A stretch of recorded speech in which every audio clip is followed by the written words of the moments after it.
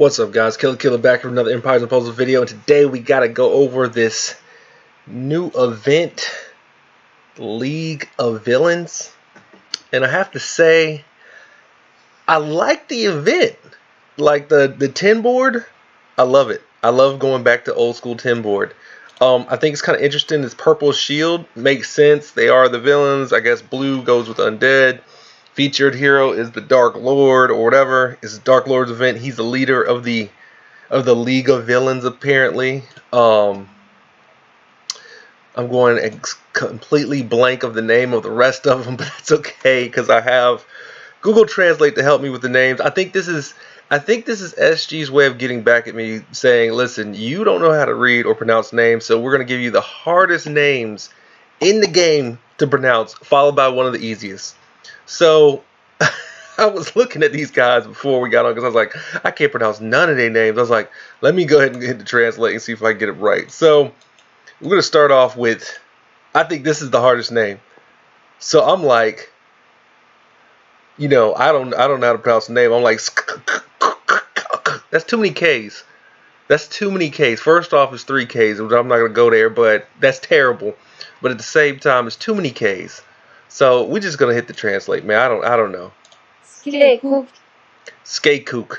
I guess his name is Skakook. I have no idea. The rat guy that has been in everybody's little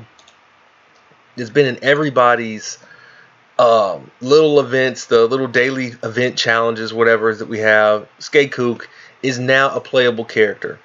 And here is where I like the event, but I don't like what they did with the heroes. So, to me, better, like even for the animation, or even for like the creators of, I guess, Empires and Puzzles, people who draw everything, right? They could easily made this like season 1 or event guides throughout the whole summoning chamber. What I mean by is the heroes. Like for Skakook is the regular rat you see all the time from the events that come through. He's got the little knife. He's in the iron event thing. So like I get that, but why do we have this blue random fairy, another ice witch guy, this random green chick, a random minotaur? Like those guys have never been in the game. Like where are these villains coming from? I think it has something to do with kind of going into season 4, but that's a theory, not a fact. So I think what would have been a better idea is if they had done, like, for the green chick, if they'd have done the bug guy from the tonic event. That would have been better for me. The hydras from the scope event, that would have been better than Chrystallis, or whatever her name is. Hold on, I'm about to mess her name up too. I got it though. I got it. Chrystallis. There we go. Yeah, Chrystallis would have been better if it had just been just would have been the dragon from the scope event. I think that the rest of them, I would have done the same thing. I just would have added the same animation that we already have an attachment to. I wouldn't have made new animation, and I'll move on from there. So Skakook, whatever his name is, comes in as a rogue. He's got the family bonus. All of them have a villain family bonus. 2 or 3 heroes.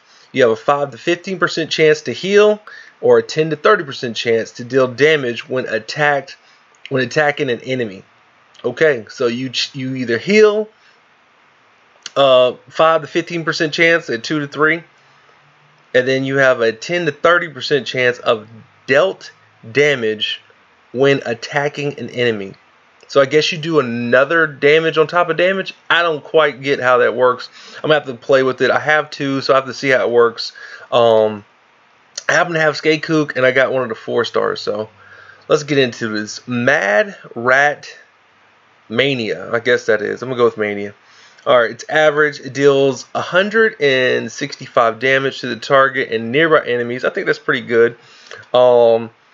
The caster and nearby allies get a 45% attack and a further 20% increase every time they are hit during 3 turns. So this is kind of like Namahage, the buffer.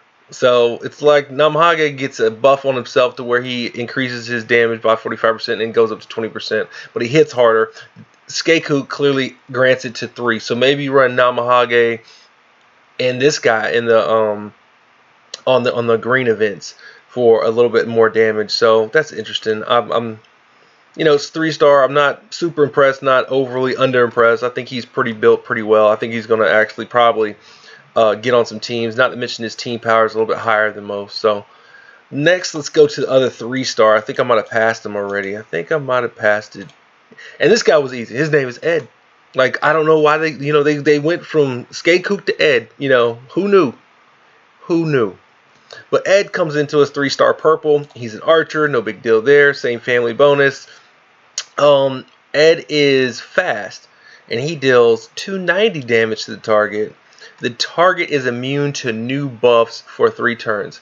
I feel like this is a plus and a minus, but it says buffs, so maybe it won't be debuffs. So I guess you can debuff the enemy, but you can't buff yourself.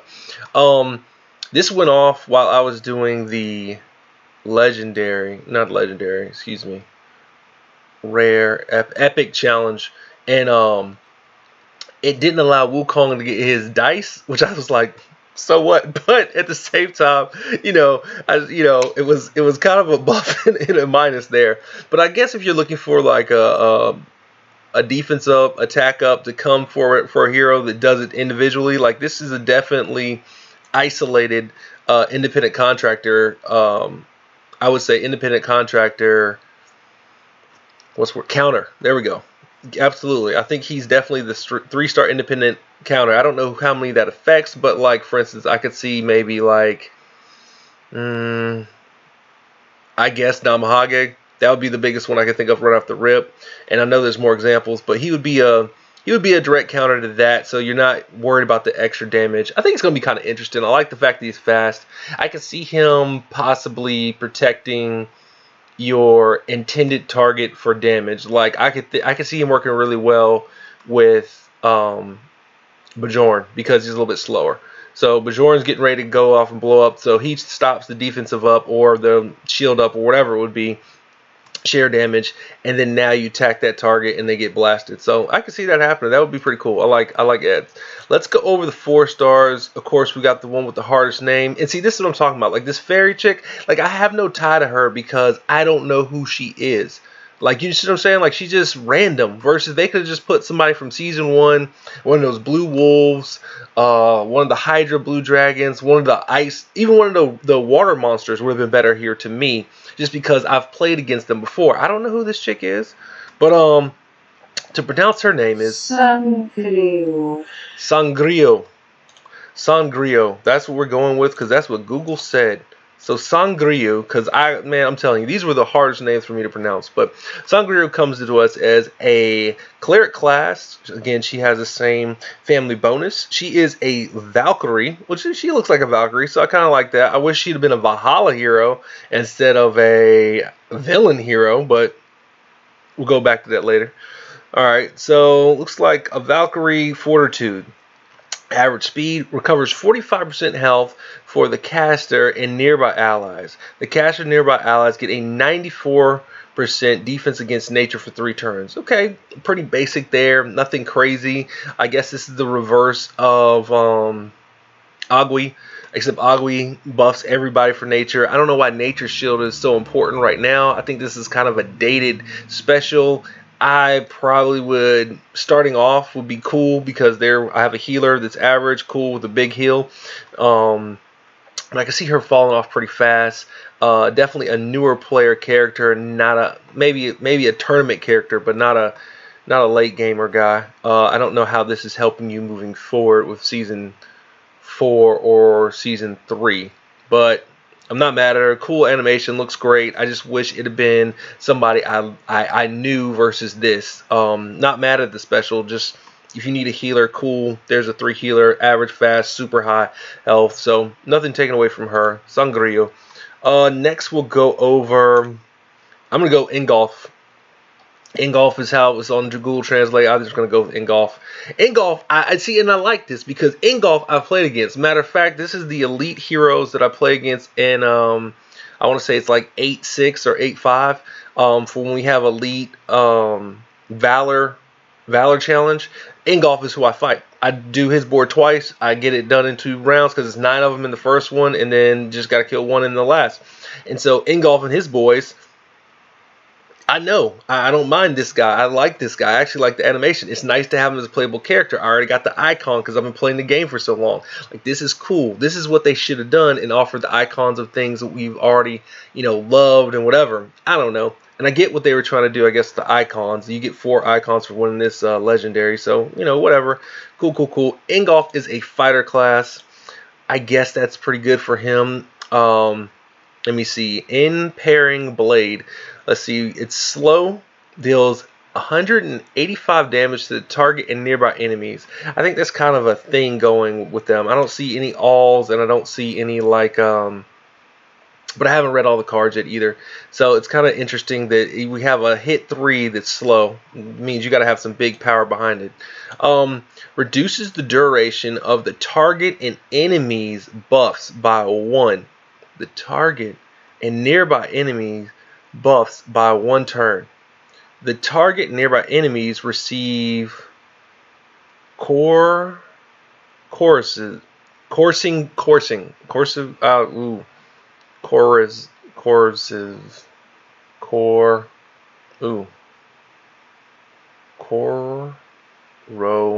Corrosive.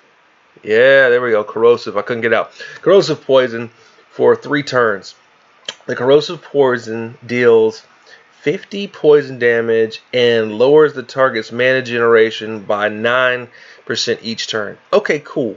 But let me get this straight. The target and nearby enemies receive corrosive poison. So I'm poisoning myself and poisoning the team. I don't like that. I think that's kind of whack. I'll have to use them to see if I would use them. I don't see leveling this guy. I don't know. If I'm poisoning myself and reducing my own mana and he's already slow, I don't see it. I guess he would be an ultimate wing. Like maybe you put him on, I would say probably like a front wing, so he goes first, maybe second, so that way you get the poison out the way. I don't know. Looks like he need to be kind of played with an immune person. So, I mean, good luck. I don't know. That I'm mad that I have him now, but I have him, so it is whatever. Engulf, kind of weak. Let's see. Who else? Do we have any more 4 stars before I go forward? I don't think we do. So I'm going to go with the next guy. I actually can pronounce his name, and that is Isrod. So Isrod is coming to us, and I like him because he is that same stage on stage 8 in season 1, the final boss. He's a boss. So this makes sense that the Dark Lord leads this guy because I think he's on the same stage as the Dark Lord, but I don't know, He's a paladin. I like that already. Let's see.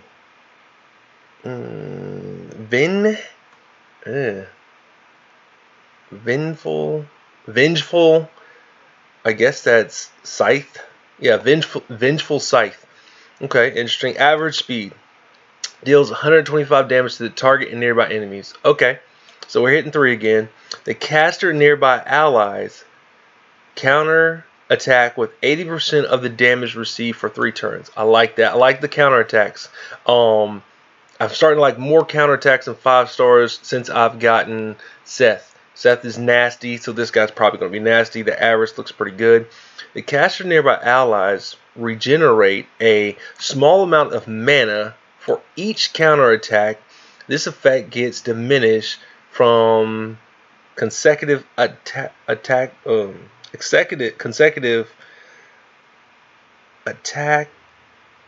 Oh man. Activations during consecutive activations during the same turn. So it's very similar to Samoto. He basically is going to get a certain amount of mana based off how many times he gets hit, which I think that's pretty cool. So it's kind of like a reverse Seth if you look at it. Seth has the reduction of damage against the special plus the counterattack, and she's guaranteed the mana. This guy has attack, so he's not debuffing attack. He's going to attack instead. He has a counterattack, and then he's going to get mana back based off him getting hit. So it's kind of the reverse Seth. I like that. And Seth is a rogue, and he's a paladin, so that's kind of cool. Kind of like a contrast hero. Oh, I like that. Looks like pretty decent stats. A paladin. I can definitely see this guy making a play for red tank. Looks like they're heading that direction with this type of meta. That 14-23, and then you have another paladin, and he automatically makes counterattack, and he's getting mana up so he can go off again. This looks like the red tank meta going forward. So I kind of like that. It'll be interesting to see what the hero of the month is in 3 months. So that to me will make the for sure say on that. Okay, so now this guy, which I cannot pronounce his name either. Kano. So Kano, which looks like kind of like he looks to me like a different version of Kane or Cage from Mortal Kombat. You know, that's what he looks like to me. He looks like a fighter from Cage from Mortal Kombat or something like that. Or Kano, excuse me, I couldn't get out. Kano from Mortal Kombat. There we go. I said his name wrong. That's what he kind of looks like. He just needs like a bug eye. It's like Kano before he got punched in the face and lost his eye or something. So he is a monk. That right there is a loss for me because there's so many good monks right now I have, especially in red. So purple getting a monk. Okay, cool. They need some monks. I'm not mad at that. It's definitely a different play. Looks like he's got the stats, so he can hang in there. He is coming to us with total beatdown, and it is slow. So deals. Here we go. Deals 290 damage to all enemies. Alters the power of all dark shields on the board. Alters all dark shields on the board. Then when an attacking hero casts the special, the shields become enhanced with 64% attack. With a defending hero casts a special, the shields become 57%, a negative 57% attack. So that's interesting. Does the special activate it, or does he activate it? So that's interesting. All holy allies get a 24% or negative 24% mana generation for 3 turns. This effect cannot be cleansed. So he is clearly the Seth and the Odin counter. But he's slower than them, and they're going to go off twice as fast before he gets to him. I like him. I like his animation. I like what he's doing. He's more, to me, a Titan hero, and definitely a mythic Titan hero. The only thing purple is missing now is a tile buffer. And this is a tile enhancer, not a tile buffer. And there's a big difference. Jot, Squirrel, Ratataskar, and then Carno, they would be tile enhancers versus a tile buffer would be Tarlak and Mickey. Ravnir, Wukong, and Gazelle. So purple's headed in the right direction, and I like that. So that's cool. This to me is the gem out of the ones I've read. And I've read a couple of the other ones, but just not in full. To me, this guy right here is the gem. I like him so far the best. If I was to get one of them, this is the one I would want to get, and this is the one I'd want to level just for the tile enhancing. I don't think I'd throw emblems on him. He would just be for my Titans. Let's go to the next one. All right, we went over that guy, went over that guy. I'm going to save the Dark Lord for last because why not? Oh, man. So I think we called her name again. Let me just... Chrystallis. Yeah, so I don't mess it up. So Chrystallis is the 5-star blue. She is a wizard class. Kind of makes sense. She looks like she's about to freeze you to death. Most freezing attack heroes are wizards. Looks like pretty good stats. Freezing crystals. Fast. Deals 150 damage to all enemies. Reduces the duration of all enemies' active buffs by 1 turn. So I guess if you're... I want to know if the buff means debuff or buffs. So is it reducing it, or is it, is it taking away dot damage, or is it adding dot damage? So that's a good question. It says all enemies receive corrosive frost for 3 turns. Corrosive frost... I think I'm saying right. Corrosive frost deals 42 damage and lowers the target's attack by 7% for each turn. That's pretty cool. I like them changing the dots to where they're kind of like a debuff and a hit. I like that. So at least if you can bypass the dot with the heal over time, you're not hitting me as hard. So it kind of benefits. I like what they're doing, and I like that they added frost damage to her. So now we have water damage, frost damage, and we have Skydie that I think has frost damage. So now we have 3 blue daughters, and that's always good to add some new meta in a different color or new element to the game. So I'm with it, not mad at it. I think she'd probably be pretty cool. Fit 150 to all fast, and then if she's dotting everybody, let me see, all enemies, yeah, so she's dotting everybody, that's pretty good. Sounds like a similar Vela. I can see her and Vela working really well together. Maybe set her off first and Vela second, so then you have double dots, because it's a base percentage of attack down for this one versus Vela's is right away, so that'd be pretty interesting. I like that. I like her card. She really looks good. I think she is pretty well built, so I'm liking that. Let's go with this guy, man, and this is another one. Asterius. Yeah, I never was going to get that right, so thanks SG for making me look terrible. Asterius is a druid, so cool, bet, druid.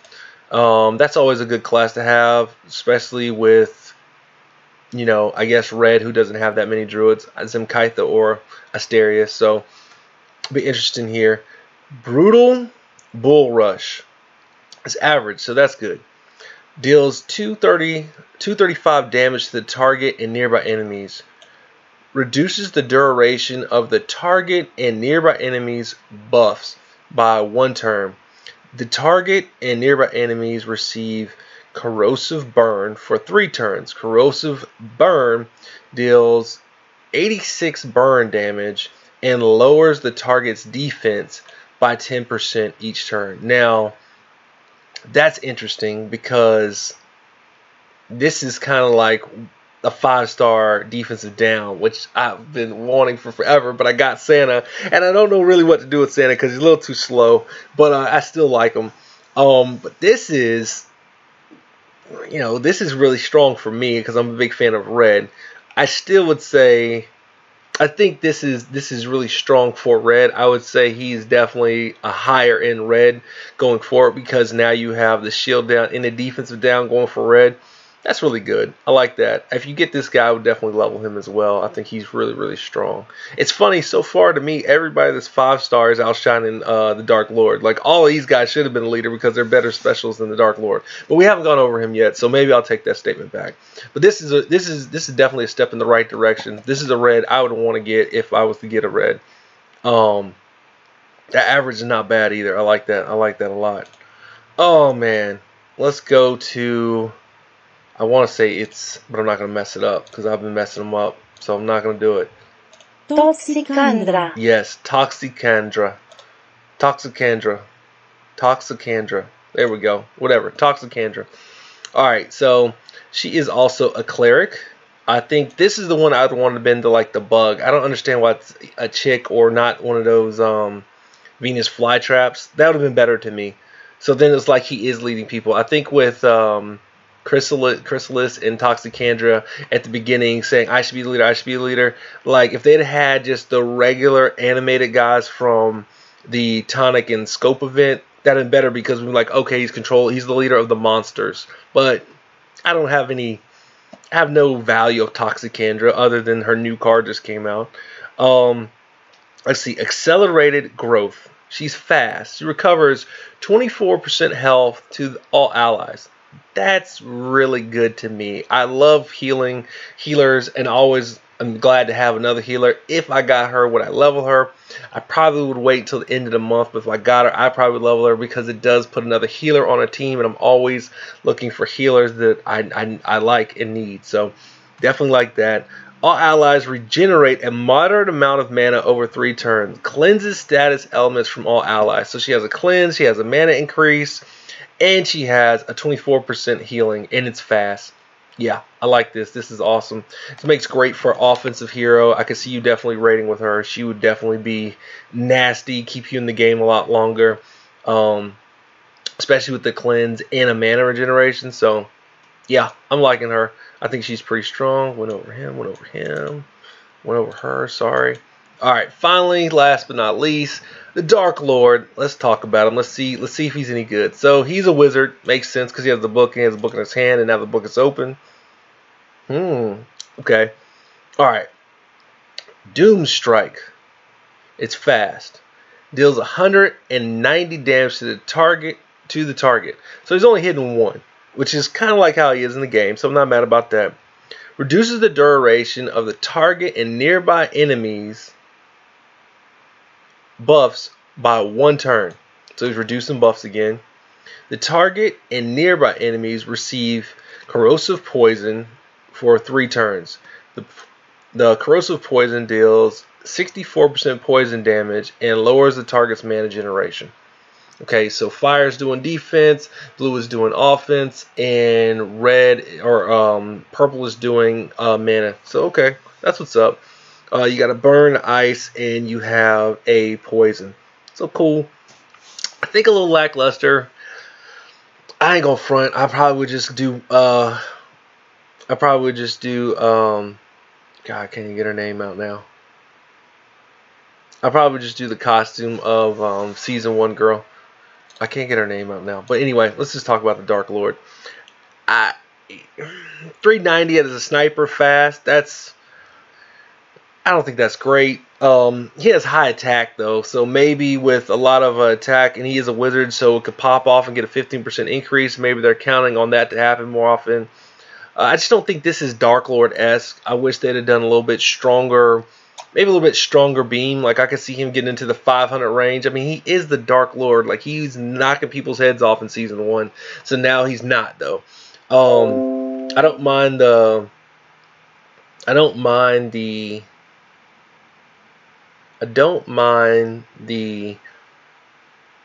poison. I don't mind the reduction of the turns and everything like that. That part is good. I just think he should probably hit a little bit harder being the Dark Lord. That would make him the leader to me. I don't think he is, but guys, that's all I got. I just wanted to go over the heroes. I can't even get the girl's name out who I wanted to compare him to. I probably would just do Sartana instead, just because she hits harder. But that's just me. Sartana over the Dark Lord. Maybe that's crazy, but I would just because it hits harder. And then it's got a costume. Meh, I don't know. But that's all I got. Kill out. Peace.